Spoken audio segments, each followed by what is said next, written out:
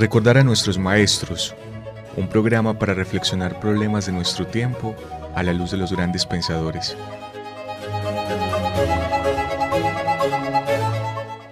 Dirección: Carlos Mario González, profesor de la Universidad Nacional de Colombia, sede Medellín.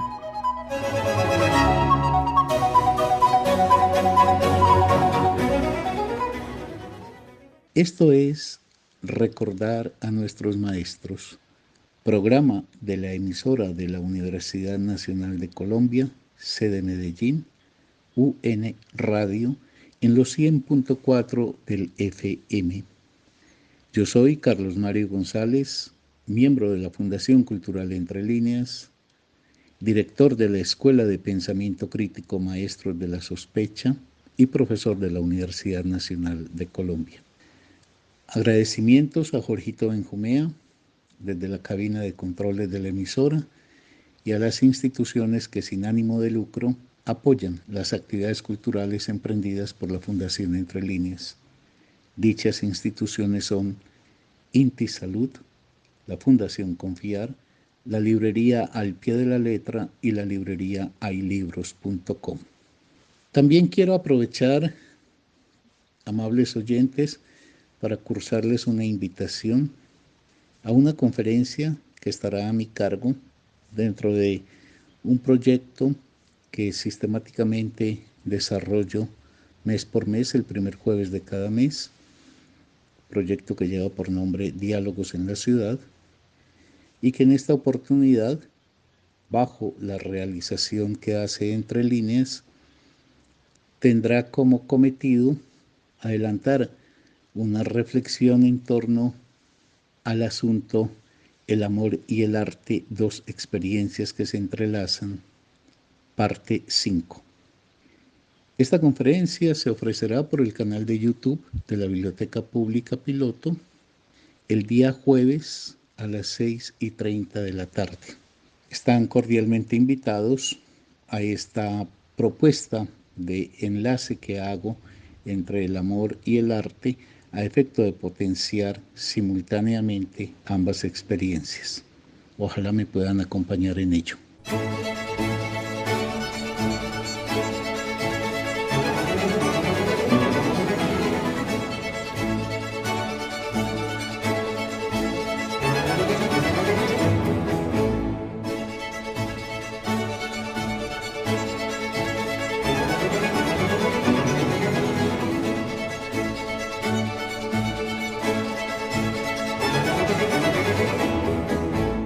Serie La EMS al Rincón de Pensar, semana número 14. Título de la emisión: Necesidad de una educación no religiosa. La religión sigue siendo un problema actual en las sociedades y en la vida de los individuos. La religión no se ha logrado desarraigar como era la expectativa cuando en el siglo XVIII se empezó a plantear una posición que le diera un lugar importante y significativo, no exclusivo, pero sí importante y significativo a la racionalidad. Se esperaba entonces que el desarrollo posterior de la sociedad y de la cultura iría lentamente disolviendo las creencias religiosas. No ha sucedido así. Si bien es cierto que hay un proceso de descristianización que arranca precisamente con ese siglo XVIII, también es cierto que la religión se ha presentado como algo muy difícil de desarraigar y que más bien ha establecido una proliferación de otras formas de creencia, no tan centralizadas ni tan poderosas como el cristianismo, pero igualmente creencias que siguen rigiendo la vida y las esperanzas de la gente. A mí no se me escapa que la religión no es un problema únicamente de discusión racional con ella, que no basta con que uno construya un discurso en el que logre mostrar la incoherencia, la insuficiencia de la religión y por ende un discurso en donde se pudiera presentar la necesidad de superar las actitudes religiosas con la vida. Sé que ningún discurso de esa índole será suficiente para poder llevar la religión a una cosa superada. Y lo sé porque por el lado del psicoanálisis, como bien lo ha enfatizado Freud, se muestra que Dios y en general las creencias religiosas tienen un arraigo en lo inconsciente del sujeto.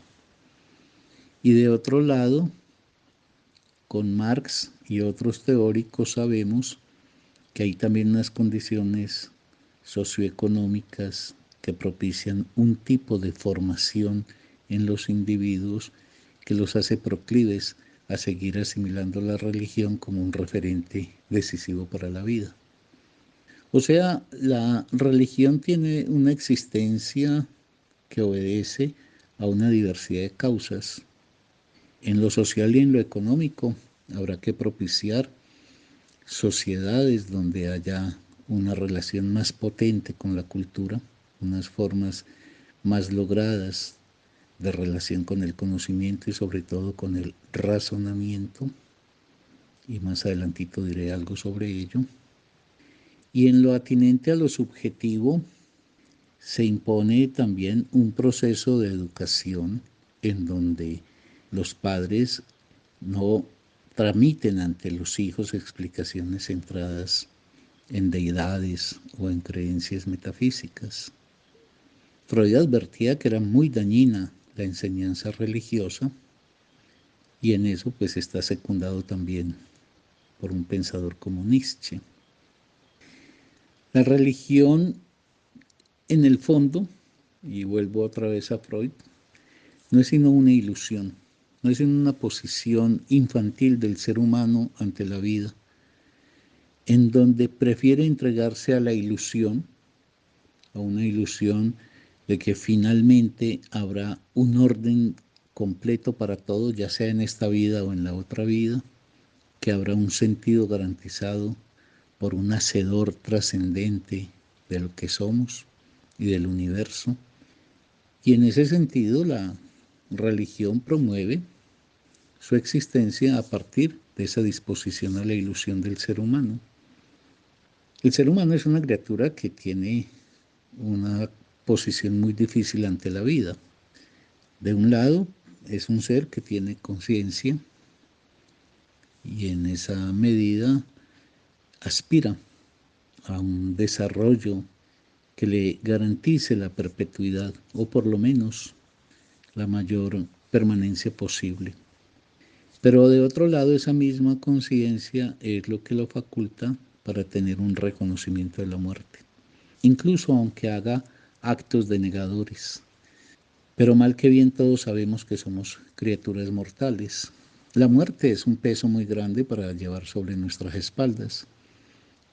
La muerte cuesta mucho aceptarla y por eso preferimos entregarnos a las ilusiones de que ella no existe o que ella será finalmente superada, cuando simple y llanamente uno se detiene y no le da curso a la ilusión y piensa de forma racional en el destino personal o en el destino de la especie misma, pues el efecto de ese razonamiento no es propiamente el más consolador para el ser humano.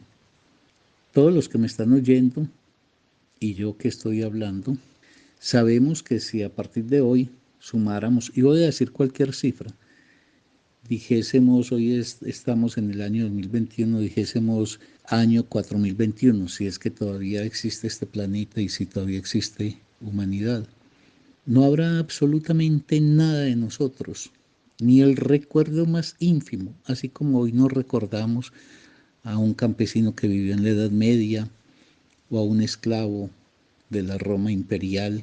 Y es muy costoso aceptar la muerte como una finitud que nos arroja a un olvido eterno y a una nada sin consolación alguna.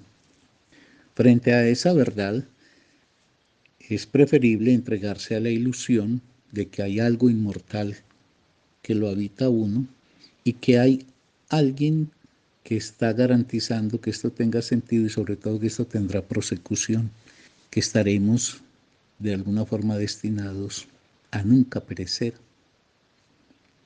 Ahora, cuando Freud plantea que es muy negativo una enseñanza, por ejemplo, a los niños bajo el modelo de la religión, es porque Freud está planteando que esta criatura que tiene conciencia de su finitud, que se sabe destinada a perecer, es una criatura que tiene a su haber dos cosas muy importantes para poder encarar la verdad de lo que ella es.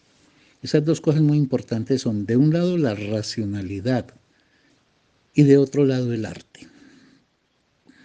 Ambas potencias, arte y racionalidad, son fuerzas que nos ayudan a sobrellevar la verdad de que estamos hechos de una madera condenada ineluctablemente a su finitud.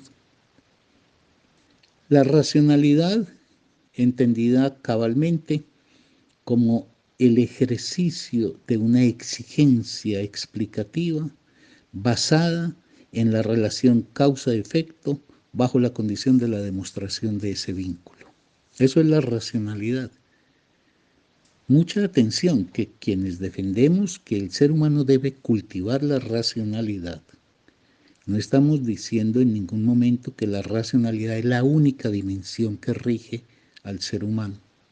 En otras oportunidades he dicho que el ser humano está hecho también de dimensiones donde la racionalidad no llega para intervenir en la determinación consciente o voluntaria por parte del individuo de los destinos y de los caminos de éste.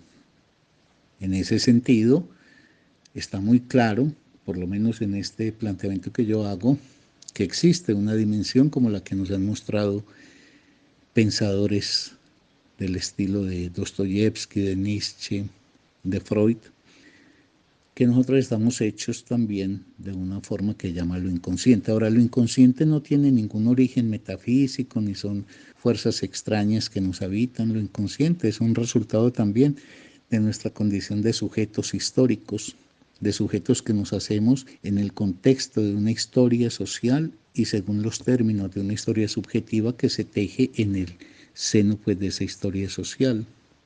Ahí emerge lo inconsciente, y lo inconsciente es lo que es rebelde al dominio de la conciencia y a la explicación racional de, digamos, una explicación que de forma directa pretendiese comandar los caminos del individuo.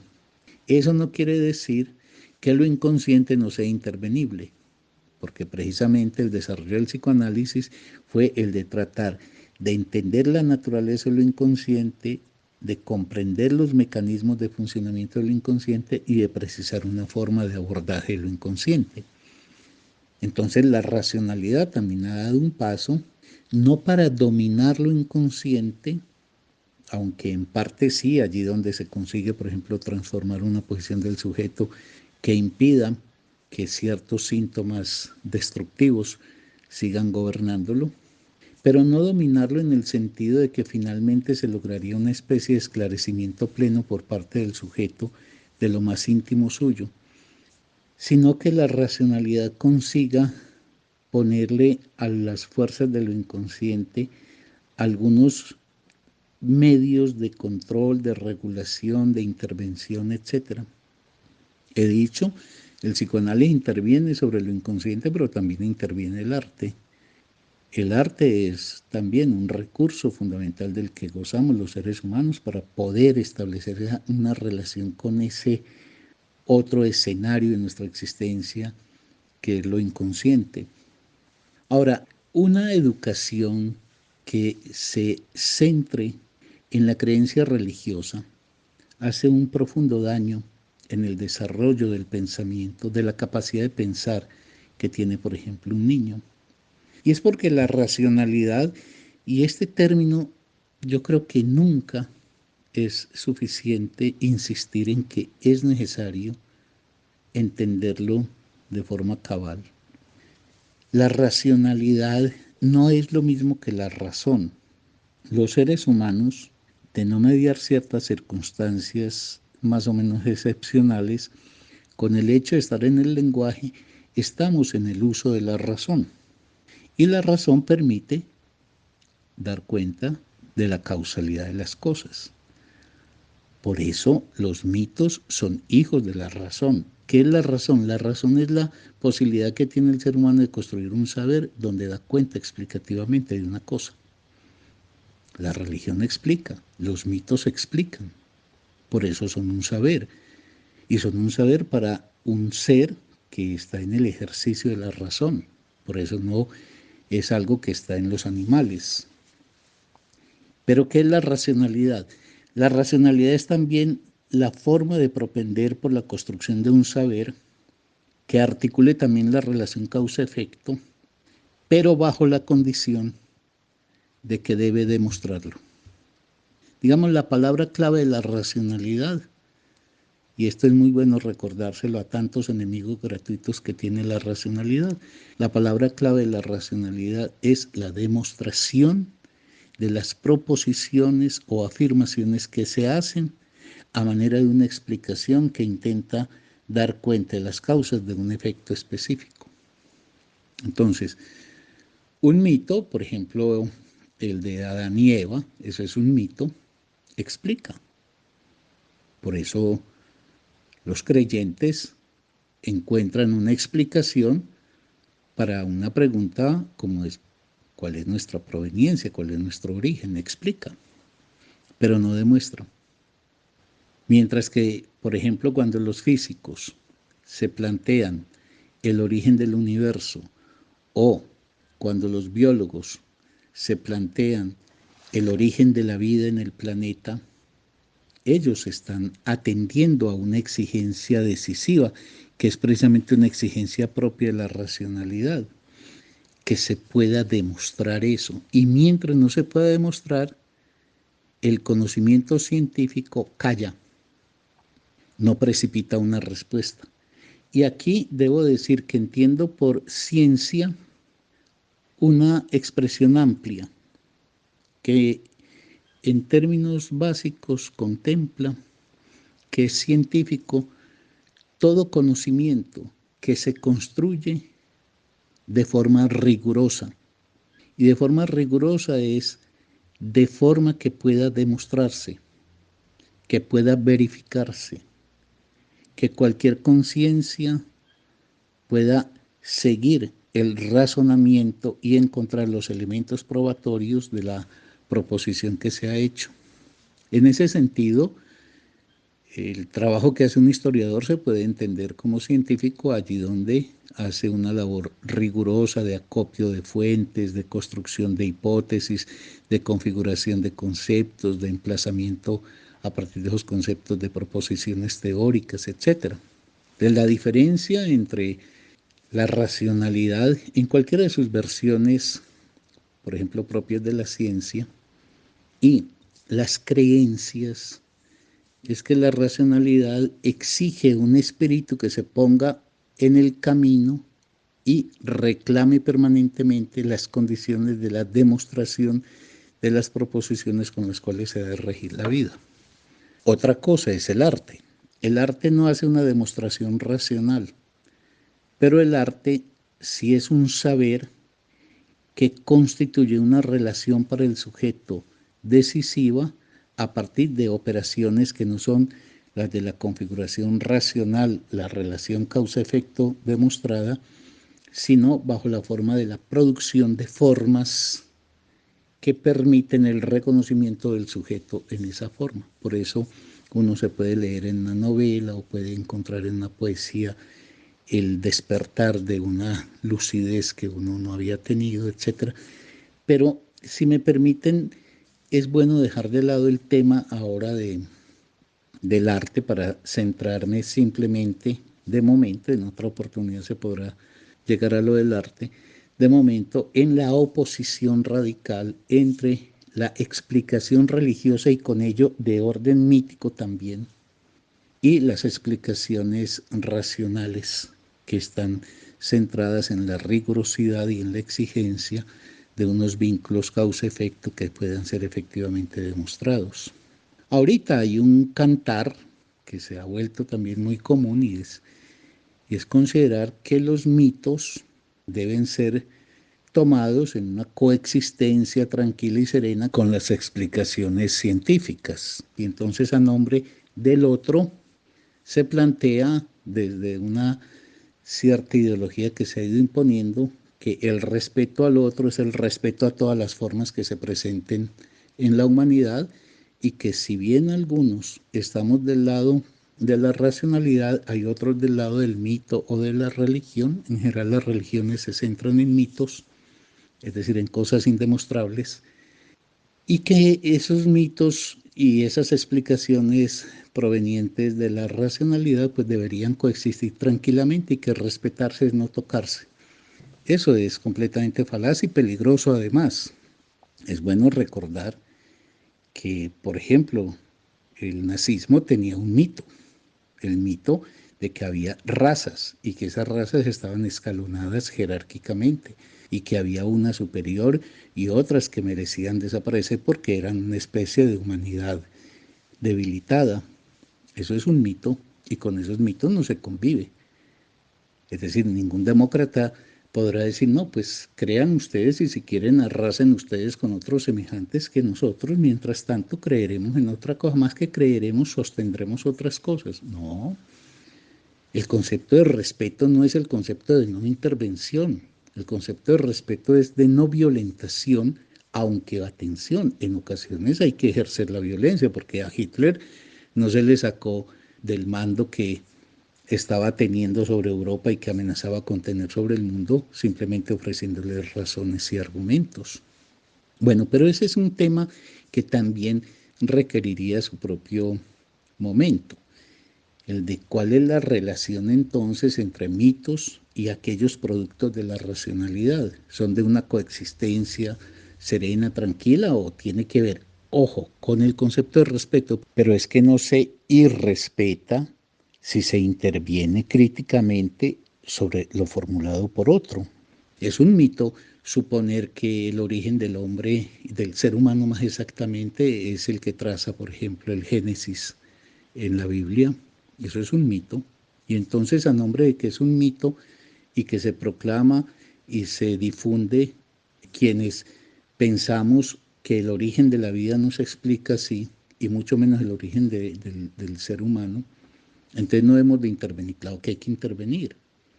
Y si somos sinceros, quienes tuviesen hijos tienen que optar por una educación o que fomente el orden de la creencia que tiene que ver con el orden de la irracionalidad o fomenta el orden de la racionalidad. En esa discusión, la consideración que hace, por ejemplo, un pensador como Nietzsche, pero que está también avalada por Freud, por el mismo Marx, es que Dios, para poner a Dios como el culmen de la creencia, se opone radicalmente a cualquier consideración científica. Y esa deriva de Dios, que es la religión, o si se quiere también a la inversa, la religión inventa a Dios. En todo caso, esa correlación Dios-religión siempre implica una dogmática, porque es que el problema con la creencia es que la creencia establece unas afirmaciones que es imposible de demostrar o de discutir, porque los elementos que promueve son elementos que escapan completamente a cualquier control o verificación por parte del ser humano en su racionalidad. Mientras que la religión siempre promueve una posición dogmática, es decir, una posición cerrada, donde la verdad ya está consumada, definida, establecida, etc. La ciencia, en ese sentido en que la definí someramente, es un saber abierto. Y por eso es que Nietzsche dice que Eva equivale a la transgresión, porque la ciencia es lo que está siempre abierto a la luz de nuevas preguntas para promover nuevos caminos, nuevas respuestas y nuevas soluciones. Mientras que la religión apunta a la repetición de lo mismo. Y por eso los espíritus religiosos son muy enemigos de la racionalidad y no ven con buenos ojos los desarrollos que se puedan establecer en el conocimiento, precisamente porque allí se puede encontrar la dinamita que finalmente colapse todo el edificio que han montado en función de la creencia. Marx nos va a indicar también en la misma línea de hacer del ateísmo, en el sentido de que no tengamos una hipótesis religiosa ni divina a la base de nuestro proceder en la vida, ni como individuos ni como sociedades. Marx, Nietzsche se van a dar la mano en plantear algo, y es que uno no puede avanzar en el conocimiento y en general en el goce de la cultura si no se dispone de tiempo. Y estas son sociedades que han configurado las cosas para que la gente no tenga tiempo. Y al no tener tiempo, entonces la gente no puede procesar una relación atenta, detenida con el conocimiento, y se hace entonces terreno abonado para todo tipo de creencias.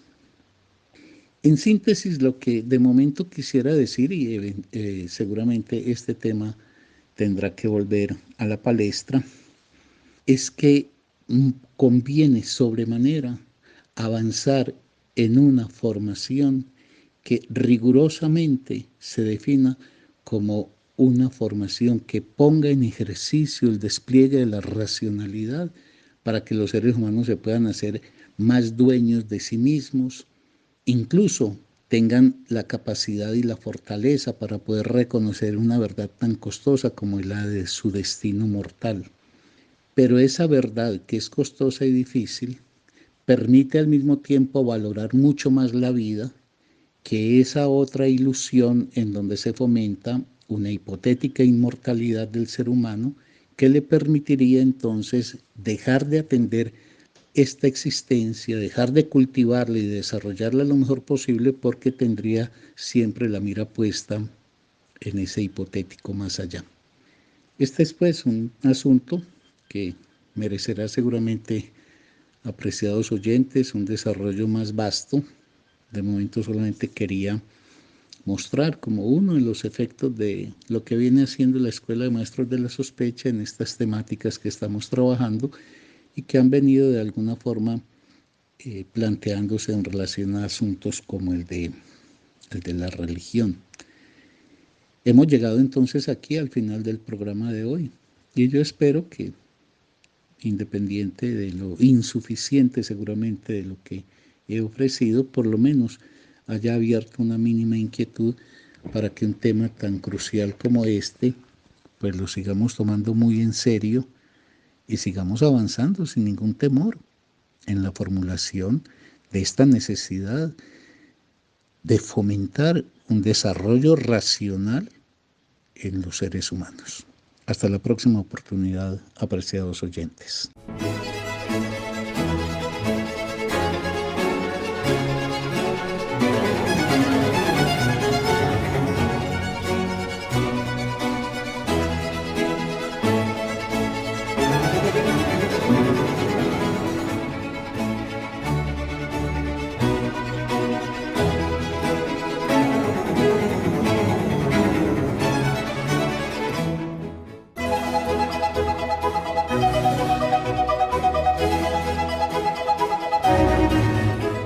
Recordar a nuestros maestros, un programa para reflexionar problemas de nuestro tiempo a la luz de los grandes pensadores.